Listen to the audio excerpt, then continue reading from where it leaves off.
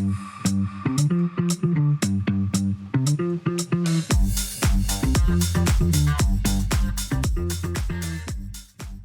happy Wednesday, everyone. That means it's a Wildcard Wednesday on the Michele Tafoya podcast. Welcome. This is a brand new episode. Please hit that subscribe button. We'd always love to have you just with us every single episode or have it drop right into your mailbox. It's free. What do you got to lose?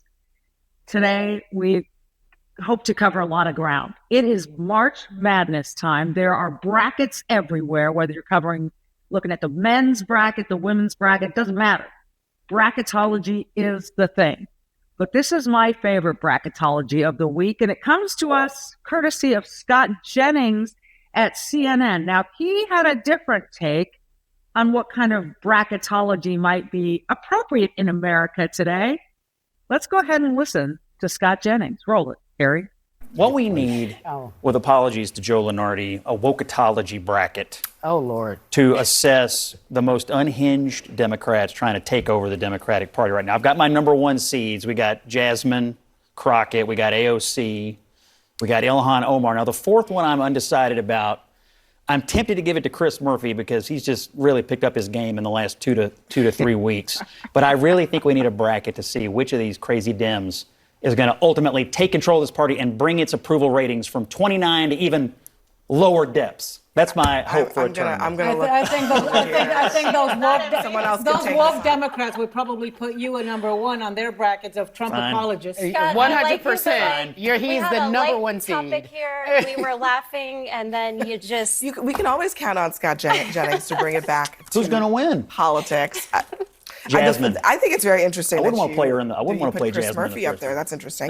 Look, they can say on CNN whatever they want about Scott Jennings. He's about the most rational voice that they have there right now. Let's be honest. And so all of those people that he mentions, if Ana Navarro and everyone at CNN thinks that Scott Jennings is a Trump apologist, I'm not even sure what that means. Yeah, I do know what it means, but it's not worthy of attention. It's just, again, a way to make Trump the boogeyman and everybody else. AOC, Jasmine Crockett, Ilhan Omar, there are many candidates, and I think he's right to put Chris Murphy in there. He has really kind of lost his mind. But you know what? They all think we've lost our minds. The public, though, has its lowest approval rating of Democrats, I think, in recorded history, or at least in, recent measurements. So, yeah, put that in your pipe and smoke it, Dems. So, speaking of woke, this is what we're talking about. Yes, has the term woke been taken out of its original purpose? Absolutely it has. But there's no other way to describe, really, this zaniness with one umbrella term than to put it under this category of wokeness, of kind of this elevation of all radical ideas above common sense. That's what I would call wokeness. And there is a professor at Columbia, weren't in the news enough for all the protests going on over there and the damage. Now there's a professor named Jennifer Manley, who apparently studies brain health, which I applaud. I think that should be studied. It is a fascinating topic. But she is now saying that brain health is, damage can be done to your brain by racism. Let's roll it. We shouldn't blame people for their lifestyle choices in terms of their brain health, but instead think about policies and how we can improve brain health from the public health perspective, repairing intergenerational impact of racism and discrimination, that any biological, differences are driven by racism and structural and social disparities that are not just in the lifetime of the person, but also prior to us being on this earth. Racism is essentially the pathway through which race is biologized. I can't say that word today, but yeah, that's how it's done. Okay, everything is racist. if everything is racist, then nothing is racist. There is real racism. But to suggest that biology somehow is impacted by racism is taking away a human being's agency to conduct their own lives, to overcome their own obstacles. And I've been listening to a book on tape, an audio, it's not tape anymore, right? An audible book. And there's a lot about Abraham Lincoln in this book and how he believed a democracy should really be a meritocracy, that people could take their talents, no matter where they were from, no matter what economic strata they lived on, no matter what their background or their race or their gender, that they could take the gifts that were given to them, that we all have. Not everyone can paint. Not everyone can sing. Not everyone can do math at the level of an Elon Musk. Yeah, I said his name. So those are gifts. And if you can take those and use them and overcome the obstacles by using your talents and your gifts and your want to. And it shouldn't, this stuff about structural racism and all the rest, I don't know how you can say that affects brain health. That to me takes away a person's agency. And that to me is this sort of woke ideology that people are predetermined because of their immutable characteristics to succeed or not. I call BS.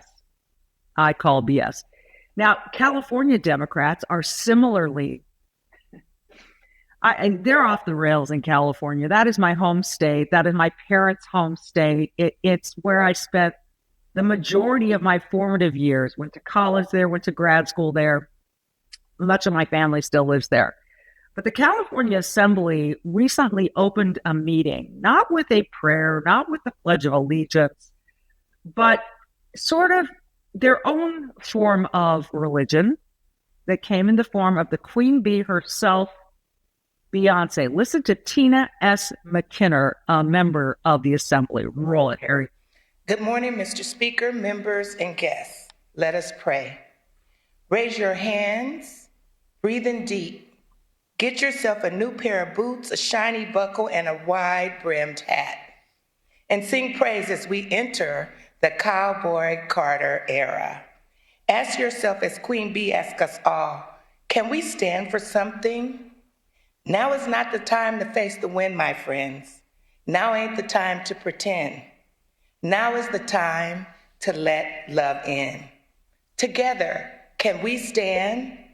Members, now is not the time for alligator tears. You see, just like Beyonce, my family lived and died in America. Good old USA. A whole lot of red in that white and blue. History can't be erased. You looking for a new America? Are you tired? Work at time and a half for half the pay? I just pray that we don't crash, because I keep my Bible on the dash. We gotta keep the faith. Members, keep the faith. California, keep the faith. And the members say, amen. Okay, she actually did say, let us pray, and then recited a Beyonce song. Now, we can look at this a couple of ways. What has happened to religion in America? I think politics is religion for many, many people. It has filled that void of, what do I have faith in? Where can I put all my trust? What can I depend on? Think about that word, depend, dependency, dependent. What can I depend on? And rather than depending on yourself and your family and your friends and your church or your other social organizations, they want you to depend on government. So that prayer thing is not a prayer, it's a song. Okay, fine. You do what you want to do. I don't have any problem with you wanting to do, but it suggests to me that the Democrats, this is the way that they're turning toward Beyonce. I thought Democrats thought millionaires and billionaires were the enemy. Beyonce is surely one of those. She and Jay-Z have quite an empire. And, but boy, she's worthy of reciting as a prayer. So there's the religious component of it. I'd like to see it come back in America. I don't care what your religion is. Actually, I don't care what your religion is, but I'd like it to be a peaceful, hopeful religion. And this thing about government being at the center of our lives. That's why I think so many people want to run for office, because it seems like that's where I get my cachet and my power and my street cred, and I can say whatever I want, and I can be an influencer. I would encourage everyone to be your own influencer. Or, have your parents be your influencers, or your best friends, the best role models you got. And those aren't politicians.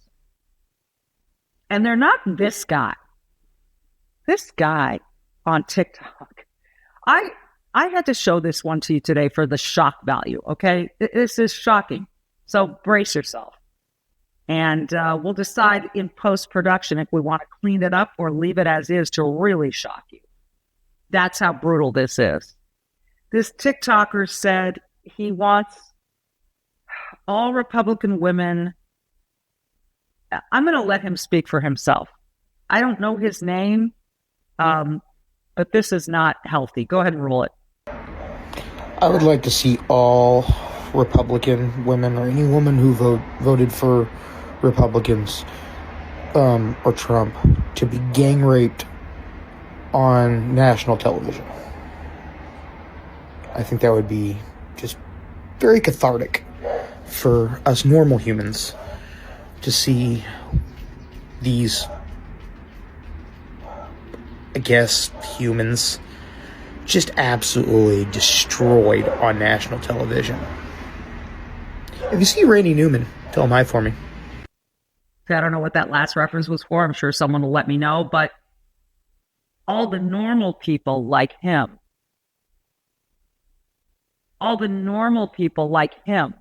want to see Republicans gang raped on national television. Republican women. I don't know what he thinks normal is, but that ain't it. Now, I'm going to cut some slack and say this guy just wants to pick up followers. That's what he wants. But that is disgusting. So sure, you want clicks, fine. But this is the problem. We're so uncivil. That is a disgusting message. I hope someone has him on the radar for like mental health issues and maybe getting some help in that way, because I don't know what else to say about that. I would have a hard time sleeping at night after hearing that piece of tape, but I won't. I won't have a hard time sleeping because I use sleep cream, which I love.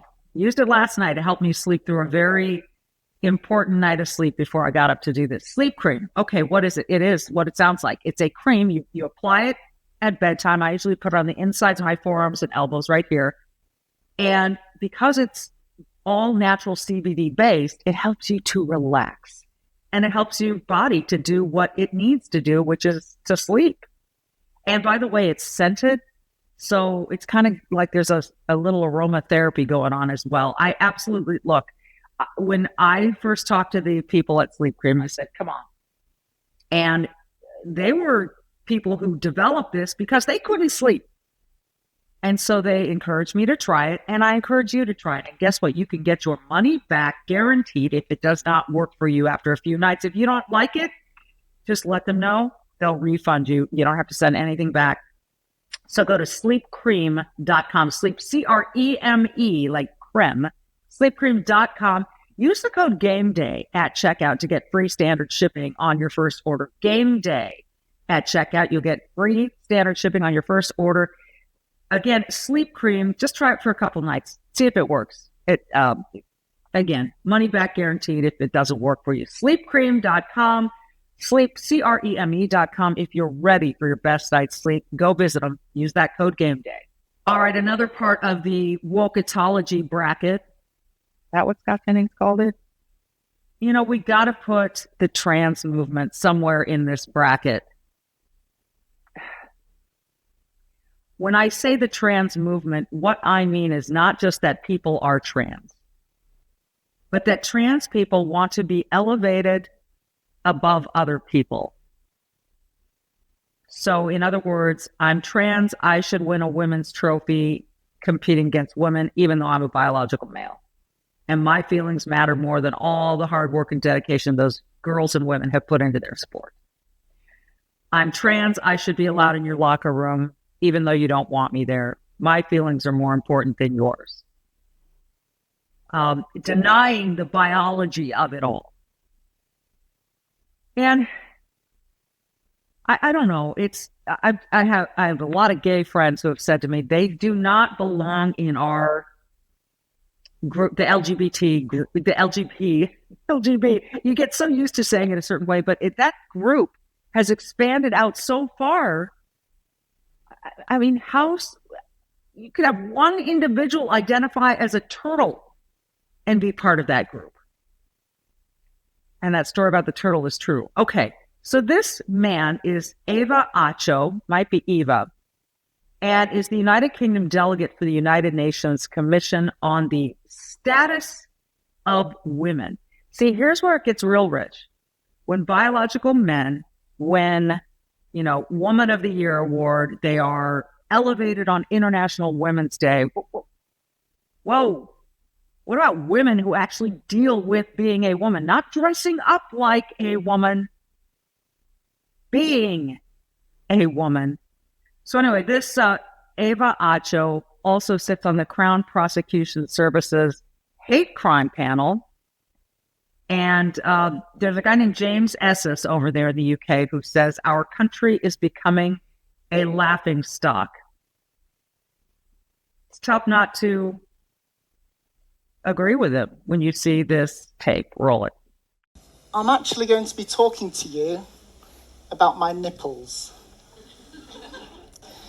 As an out and proud trans woman, I can tell you my nipples have been on quite the journey. Soon after starting HRT, my nipples became quite scandalous. Okay. Again, let me remind you, this person is the United Kingdom delegate for the United Nations Commission on the Status of Women. Again, this is like putting Iran on the UN, Peace Council or Human Rights Council. Because you're not a woman. You may think you're a woman. You may identify as a woman, and that is fine. You go ahead. But until you are biologically dealt the hand that women are dealt, I'm sorry. You're not a woman. Just as women aren't men. And this whole charade that we're promoting and people cutting off body parts to try to closer identify. And then when you say, that's a bridge too far. No, it's not. And I think the real problem with this is the kids that are being influenced by this at such a young age, and their brains are not fully developed and they don't know. And I was anorexic as a teenager. I did not feel comfortable in my body. You should call that body dysmorphia. And I nearly starved myself to death. And fortunately, my parents said, you know what? This is not who you are. We'd like you to live. And for those of you that are going to say, oh, but, if you have a son and he can't be a daughter, he's going to kill himself. That is a scare tactic. And here's what else I've come to believe through all of this, folks. Between teachers and the medical profession, and I guess even certain parents, and certainly politicians. There's evil in every profession. There's stupidity or just inhumanity in every profession. And I think it exists in the medical profession. And I think that these kids who these doctors think they can fix by amputating things, I don't know if that's a form of evil, but it isn't right. It isn't right to do this to young children. If you are Kris Jenner and you want to become Caitlyn Jenner later on in your life, you do that. Your brain is now fully developed. You have your identity. But even Caitlyn Jenner will tell you that males should not be competing against females in sports. All right? So there is that. We're cooking right along. And speaking of cooking, I want to tell you about the Solaire infrared grill. I have one of these. It is a great product, and it's one that you can try before you buy, which is a really good thing. So you have your standard grill with charcoal. You have your gas grill. You have all these different grills. But the Solaire infrared grill uses heat from its infrared, basically light. It's infrared heat that directly chars your food. So you're cooking steak, chicken, fish, it doesn't matter, vegetables. This Solaire infrared grill makes the food as tasty as you're ever going to find. I love this thing. And they have a try before you buy program, so you can try it out before you actually commit to buying the thing. So we're right here at the cusp of winter turning into spring. It is time to start thinking about grilling outdoors, and I can't recommend this grill highly enough. The Solaire infrared grill. Find them at besthotgrill.com, besthotgrill.com. Again, they've got a try before you buy demo program, so you can give it a whirl. Besthotgrill.com. They come in small sizes. They come in full, big, large grills with multiple settings. Give them a look. besthotgrill.com. I have this thing. It makes the best food. So that's all I can tell you. besthotgrill.com, besthotgrill.com. I think one other part of the Wokatology bracket that Scott Jennings designed should maybe focus on immigration. Illegal immigration, not the legal kind. But listen, we're seeing things happen in Germany where you see cars plowing into crowds. There have been a few of those lately. You're seeing things happen in the UK and in Ireland that are making the people who were born and raised there a little skittish. And we're certainly seeing a lot of danger here in the United States with Tren de Aragua, MS-13.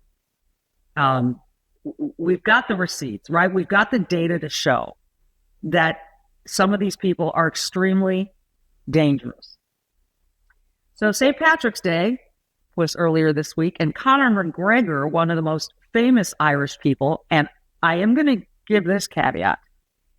He was accused of raping a woman, and in a civil court was found to be guilty. He is appealing that ruling, Conor McGregor.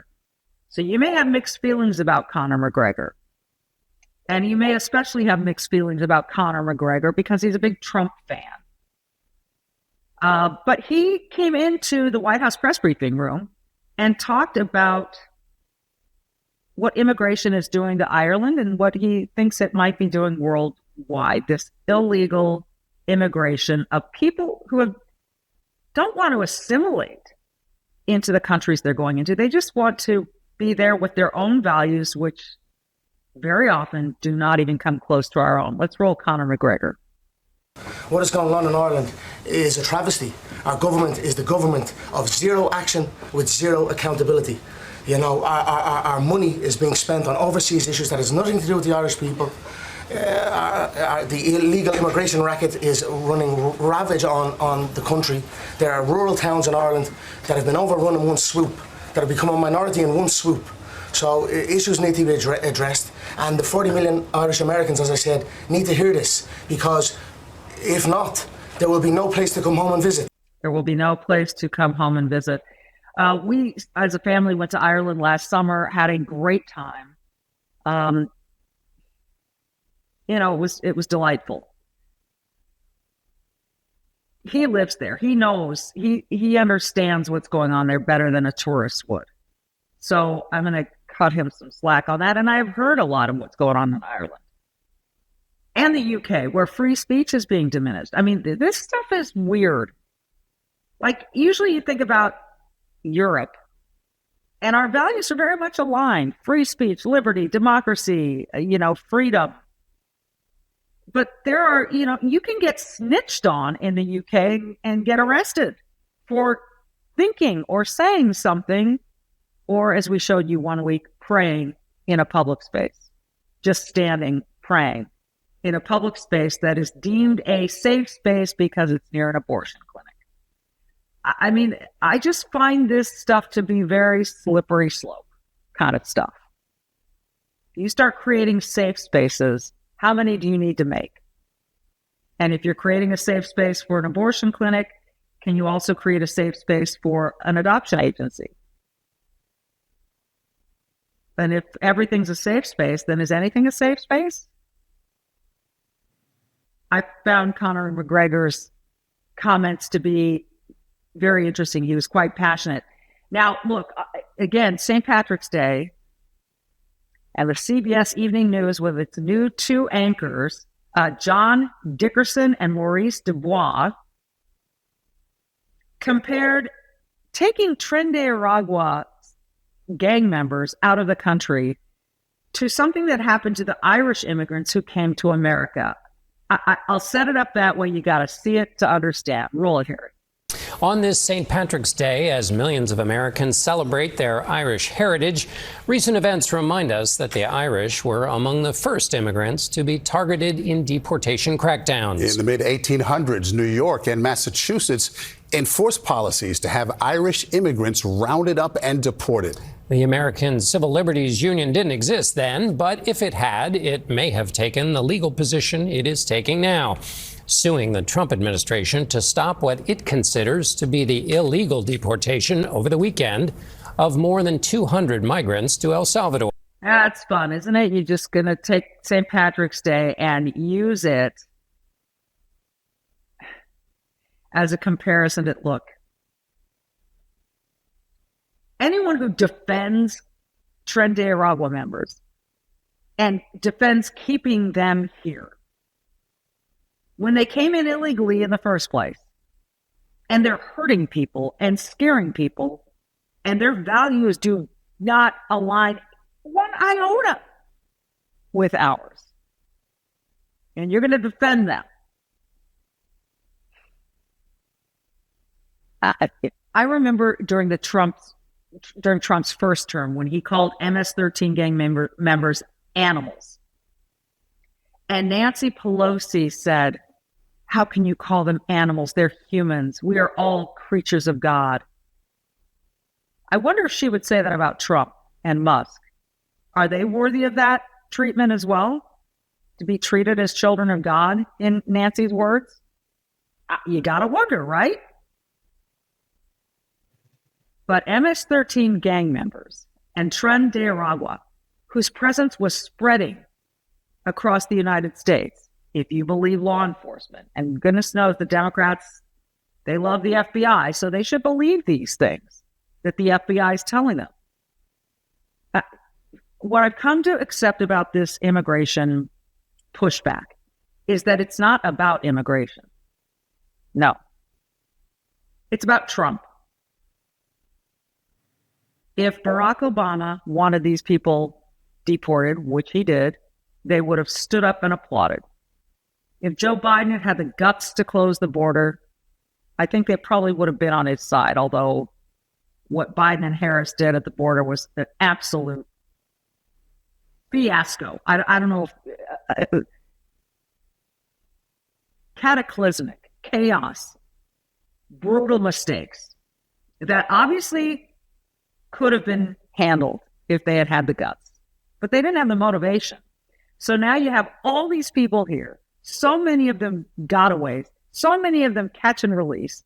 Yeah, we bet you in 15 minutes or even 24 hours and we're supposed to know everything about you. This doesn't happen in most countries, folks. And then you find the worst of them and you deport them and there's a pushback. This does not have to do with immigration. This does not have to do with defending people. This just is pure resistance, plain and simple.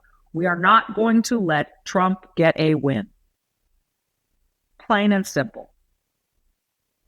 That's what I've come to accept, because I can't believe if AOC or Chuck Schumer or Hakeem Jeffries had a family member die at the hands of Tren de Aragua, that they would insist on keeping them here. Although, you know what? Who knows?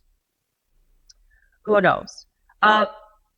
here, on that same vein, Nicole Wallace of MSNBC, wow, she breathlessly reported on the Tren de Aragua gangs being deported. And here's what it looked like, Nicole. Let's roll it, Harry. Is a constitutional crisis now officially upon us? From the invocation of an 18th century law that was the basis for some of the darkest chapters in America's history, things like the internment of Japanese Americans during World War II, now being used to deport hundreds of people, to the sudden removal of an immigrant doctor here legally, both moves seemingly, from what we know at this hour, at the time in open defiance of court orders. A series of developments over the last 48 hours point to a Trump administration acting as though it is now unencumbered by the law and things like court rulings. In just an hour from right now, federal judge James Boasberg will hold a hearing on whether the Trump administration violated his ruling when it deported hundreds of Venezuelan migrants to a prison camp in El Salvador. They were deported after Donald Trump invoked the 1798 Alien Enemies Act on Saturday afternoon. Of that, NPR reports this, quote, the Alien Enemies Act allows an expedited removal process, which means those subject to the president's declaration would not go through the normal immigration proceedings in court or be able to claim asylum. The proclamation also leaves no time to contest the government's claims that people are members of a criminal gang. The executive order invoking the law was challenged in court immediately, and the judge was crystal clear in his order putting a stop to the deportations under the Alien Enemies Act. Okay. I want to start at the beginning. We're not going to spend a ton of time here, but she said, is the constitutional crisis finally upon us? Did you catch that? Do you know how long they've been screaming constitutional crisis? This is a constitutional crisis. This is a constitutional. Now, wait a minute. Now we finally have a constitutional crisis. And she leads this story by saying, is a constitutional crisis finally upon us? So does that mean all the other ones weren't constitutional crises? And now we finally have one? Because an old law that, as far as I know, still exists, just as the old Constitution still exists. Now, again, you notice how this is all about Trump, and this is all about these immigrants, illegal immigrants. She failed to mention that. And that people can't use asylum. Asylum has gotten abused left and right. So if you're going to say, well, you know what, the majority of immigrants that come in here illegally are good people, then we can say the majority of illegal immigrants that are part of Tren de Aragua deserve not to be here. And if something gets lost in the cracks, if an egg gets broken, we can fix that later. You can play this two ways, Nicole, but here's what's amazing. How quickly they forget. Here's Morning Joe, same network, MSNBC. Nicole Wallace talks about Donald Trump defying a judge. And Morning Joe's going to talk about that too. Now, here's the problem. They didn't care when it was their side defying the Supreme Court. Roll it. Again, like I said, George W. Bush had to deal with this. Barack Obama had to deal with this repeatedly. Joe Biden had to deal with this. They didn't scream and yell and say we weren't going to listen to federal district court judges. Supreme Court blocked me from relieving student debt, but they didn't stop me. So far, I've relieved student debt for nearly 5 million Americans. A significant number are black borrowers. Okay, so no one's defying the courts? Only Trump is defying the court? Joe Biden just bragged about defying the court, the Supreme Court, the final answer. So I use these to illustrate the hypocrisy of the left. I'm sure there are hypocrites on both sides of the aisle, but I don't know if it's as extreme as what we're seeing from commentary like that. And finally, one more example of hypocrisy. When I was growing up, I knew a lot of Democrats. The left was the party of empathy, the party of freedom, the party of free speech. I went to Berkeley, for goodness sake. Free speech was born there. It might go to die there. But the left was the tolerant left. They wanted the environment clean. So along comes Elon Musk. He creates an electric car. It's a marvel. It sells like hotcakes. They love him. They love him. He's a Democrat. They love him. He's doing all the right things, striking all the right chords. And he, too, thought the Democrat Party was the party of empathy and peace and love and tolerance. Funny thing is, when the left loses an argument,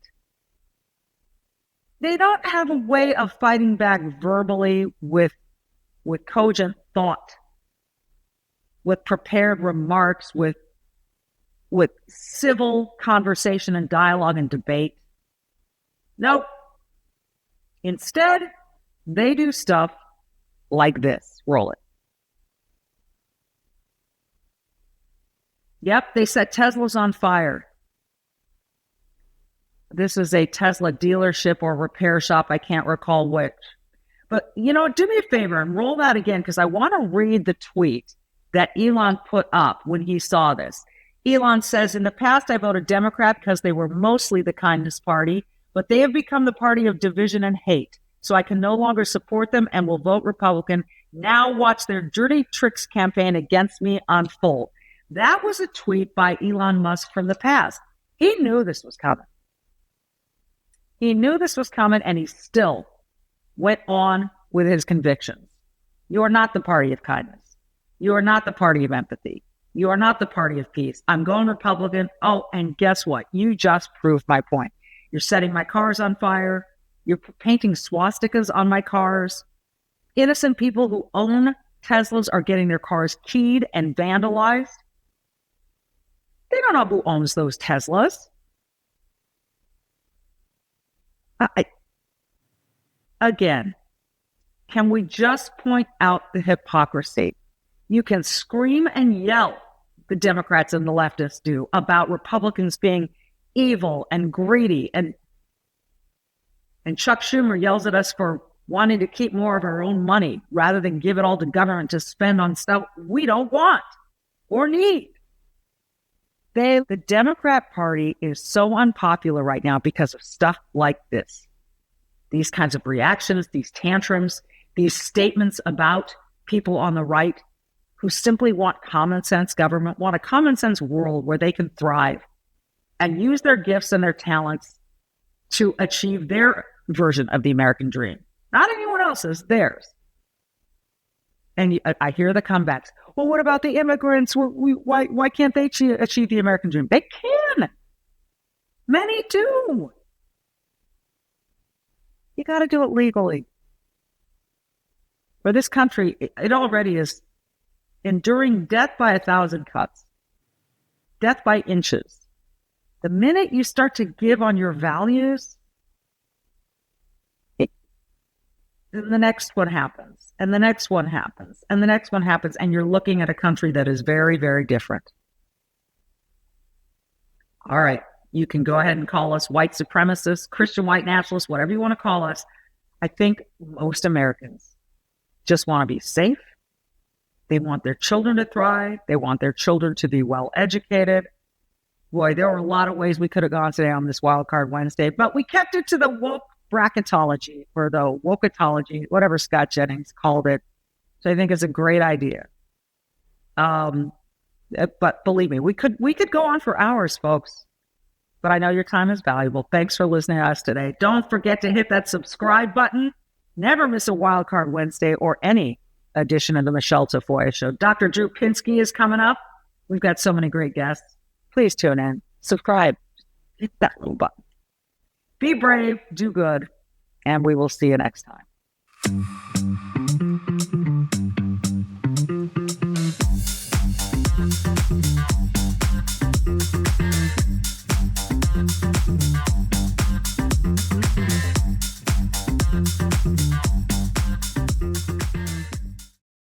Hey, you you can keep up with the Trump administration when you subscribe to the Trump Report. It's an email that brings you daily highlights from the Oval Office right to your inbox 5 days a week. Subscribe today at SalemPodcastNetwork.com/Trump.